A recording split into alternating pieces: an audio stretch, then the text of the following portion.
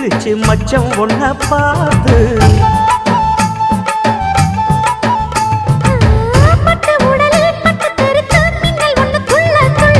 வெக்கம் துடிக்க விளக்கணைக்க ஜன்னல் கண்ணை மூடிக்கொள்ள 10 நாள் கழிச்சு தாண்டி கதவை திறக்கணும்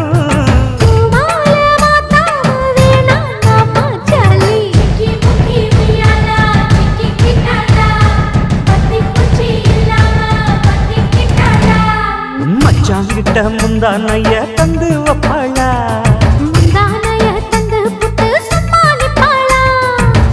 பல நாள் பசி இருக்கு